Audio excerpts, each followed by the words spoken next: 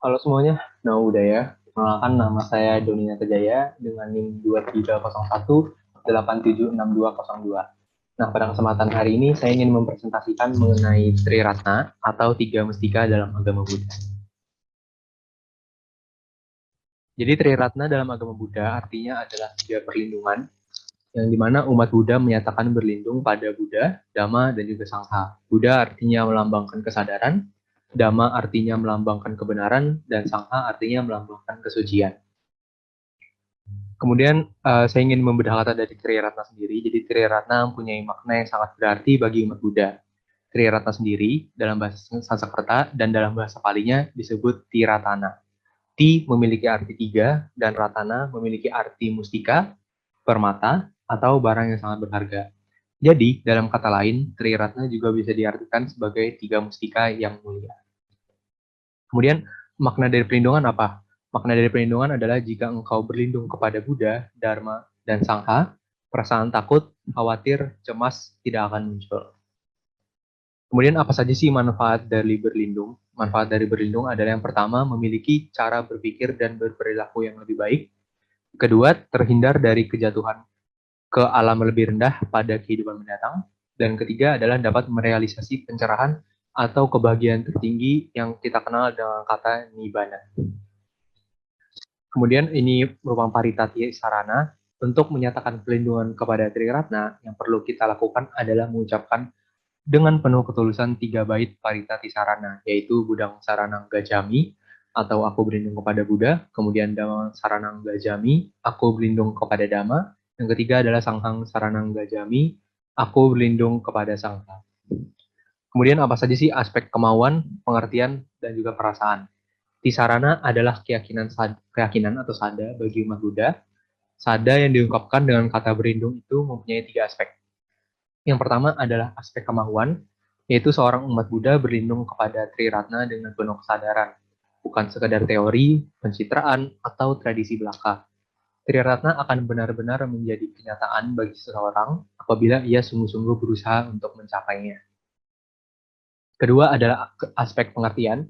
Ini mencakup pengertian akan perlunya perlindungan yang memberi harapan dan menjadi tujuan bagi semua makhluk dalam samsara ini. Dan pengertian akan adanya hakikat dari perlindungan itu sendiri. Kemudian yang ketiga adalah aspek perasaan, yang dimana aspek ini dilandaskan dari aspek pengertian dan mengandung unsur-unsur keyakinan, pengabdian, dan cinta kasih. Pengertian akan adanya perlindungan memberikan keyakinan kokoh dalam diri, serta menghasilkan ketenangan dan juga kekuatan.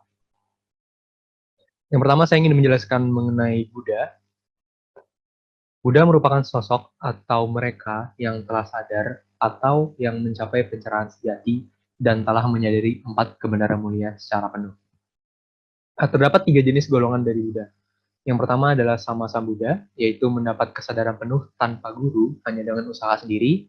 Kemudian yang kedua adalah Paceka Buddha, serupa dengan Sama-sama Buddha, tetapi senantiasa diam dan menyimpan pencapaian Dharma pada diri sendiri. Ketiga adalah Sawaka Buddha. Sawaka artinya adalah pendengar, yaitu merupakan arahat mencapai tahap kesadaran dengan mendengarkan Dharma. Kemudian apa sih arti dari Buddha sendiri? Istilah Buddha berasal dari bahasa Sanskerta, Bud, yang bermakna telah mengetahui. Adalah gelar kepada individu yang menyadari potensi penuh mereka untuk memajukan diri dan yang berkembang kesadarannya. Di masa sekarang, Buddha sering digunakan untuk merujuk Siddhartha Gautama, guru agama dan pendiri agama Buddha. Dianggap Buddha dalam zaman ini. Nah, kemudian ada 9 kemuliaan agung Buddha. Yang pertama adalah Yang Maha Suci. Yang kedua, yang telah mencapai penerangan sempurna. Yang ketiga, sempurna pengetahuan serta tingkah lakunya. Yang keempat, sempurna menempuh jalan. Yang kelima, pengenal segenap alam.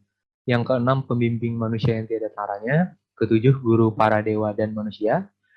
Kedelapan, yang bangun. Dan terakhir, junjungan yang dimuliakan atau Bagawa. Kemudian apa sih arti dari pelindungan? Buddha sebagai perlindungan pertama mengandung arti bahwa setiap orang mempunyai sifat dan benih kebudayaan dalam dirinya, bahwa setiap orang dapat mencapai apa yang telah dicapai oleh Buddha. Jadi, setiap orang juga bisa tercerahkan seperti Buddha. Nah, kemudian yang kedua adalah Dharma. Dharma itu merupakan ajaran Buddha yang merupakan kebenaran mutlak yang kekal dan abadi.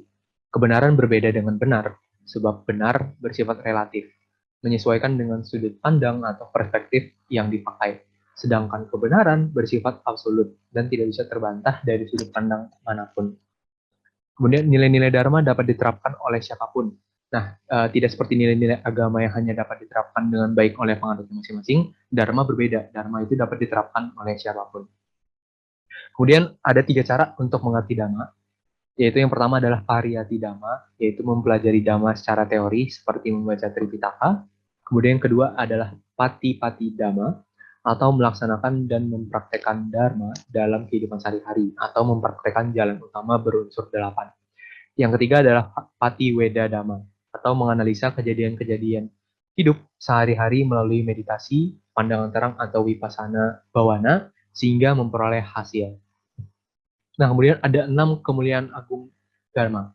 Yang pertama adalah telah dibabarkan sempurna oleh Bhagawa, kedua berada dengan dekat, ketiga tidak dibatasi waktu, keempat mengundang untuk dibuktikan, kelima menuntun ke arah pembebasan, dan keenam dapat diselami oleh orang-orang yang bijaksana dalam batin masing-masing. Nah, kemudian apa sih arti perlindungan bagi Dharma? Dharma adalah pelindung kedua. Makna berlindung pada Dharma adalah mempraktikkan Dharma itu sendiri dan menjadikan Dharma sebagai cara serta tujuan hidup kita. Dharma hanya dapat melindungi orang yang mempraktikannya.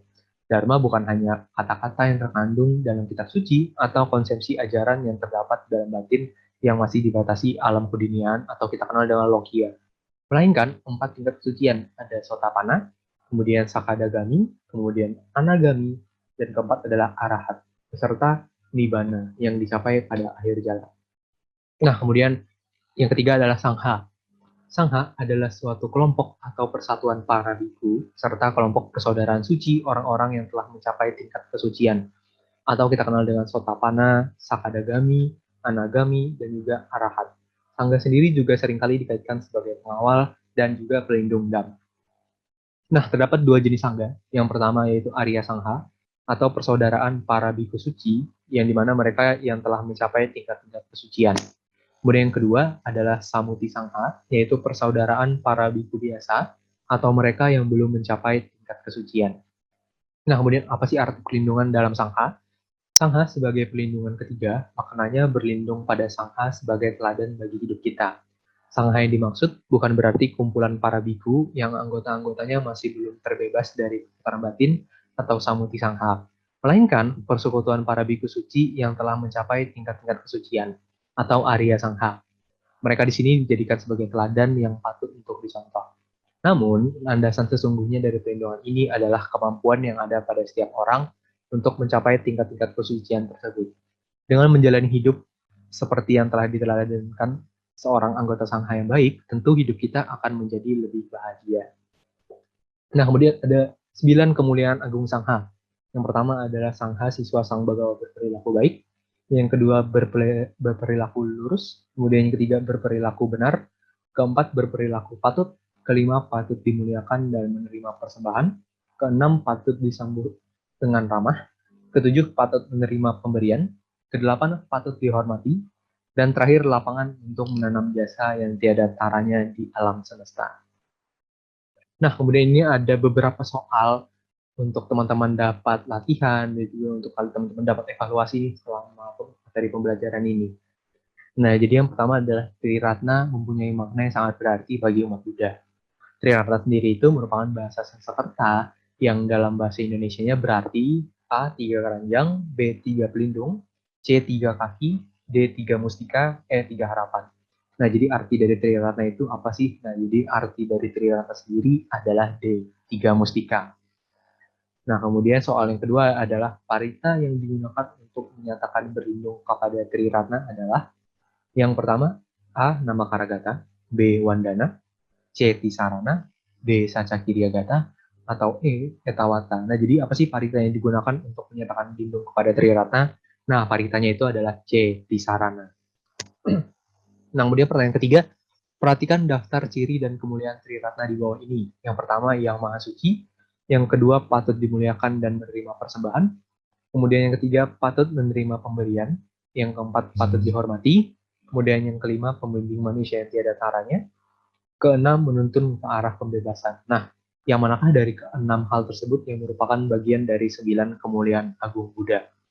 Apakah A, 1, 2, dan 3, atau B, 1 dan 4, atau C, 3 dan 4, atau D, 5 dan 6, atau E, 1, 4, dan 6. Nah, jadi teman-teman yang merupakan bagian dari 9 kemuliaan agung Buddha itu adalah B, 1 dan 4, yaitu yang maha suci, dan juga 1 dan 5, mohon maaf, yaitu yang maha suci, dan juga pembimbing manusia yang tiada taranya.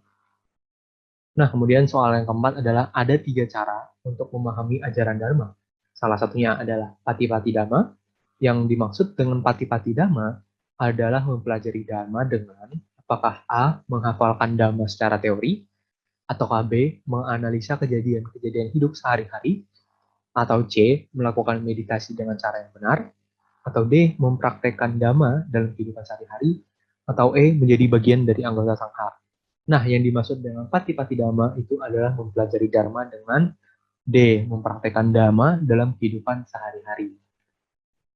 Nah, kemudian soal yang kelima adalah seseorang yang dalam hidupnya menyatakan berlindung kepada Triratna, hendaknya senantiasa merenungkan dan mempraktekkan nilai-nilai luhur ajaran Sang Buddha dalam kehidupan sehari-hari agar dapat A. membayar hutang karma, atau B. hidup tenang, damai, dan bijaksana, atau C. memiliki kedudukan dan kehormatan, atau D. lahir dalam keluarga yang memiliki harta yang berlimpah, atau E. terakhir yaitu memiliki kecerdasan. Nah, jadi jawabannya teman-teman adalah B, yaitu hidup tenang, damai, dan juga bijaksana. Nah, kemudian apa sih kesimpulan yang kita bisa dapat dari materi Triratna ini yang saya bawakan hari ini? Jadi kesimpulannya adalah, mari kita ibaratkan Sang Buddha itu sebagai seorang dokter yang dia sangat handal, penuh dengan skill, pintar, dan sebagainya. Nah, dengan begitu, Dharma adalah obat yang manjurnya. Kalau Buddha adalah dokter yang handal, maka Dharma adalah obat yang manjurnya. Yang dimana jika obat ini kita konsumsi terus dengan baik dan juga teratur, maka hidup kita pun akan menjadi lebih baik. Kita akan sehat, kita akan bahagia, kita akan terbebas dari penyakit, dan sebagainya. Nah, kemudian yang ketiga, di sisi lain, anggota sangha itu sebagai apa sih? Nah, anggota sangha itu teman-teman sebagai perawat, yang dimana perawat ini bisa membantu kita untuk meminum obat tersebut. Mereka lah yang akan membimbing dan menjaga kita hingga kita nantinya sembuh atau mencapai kesadaran. Nah, jadi sangha ini sebagai perantara antara obat dan juga dengan diri kita. Jadi mereka yang membantu untuk mengatur kita nih kapan kita dapat minum obat tersebut dan bagaimana cara kita minum obat tersebut dan sebagainya. Berikut adalah referensi yang digunakan pada materi Triratna. Nah, itu saja teman-teman untuk materi hari ini yang bisa saya sampaikan. Mohon maaf apabila salah-salah kata, dan semoga materi yang saya bawakan hari ini dapat bermanfaat untuk teman-teman semua. Terima kasih semuanya. Akhir kata, sabi sata bonus kata, semoga semua makhluk hidup berbahagia. Sadu, sadu, sadu.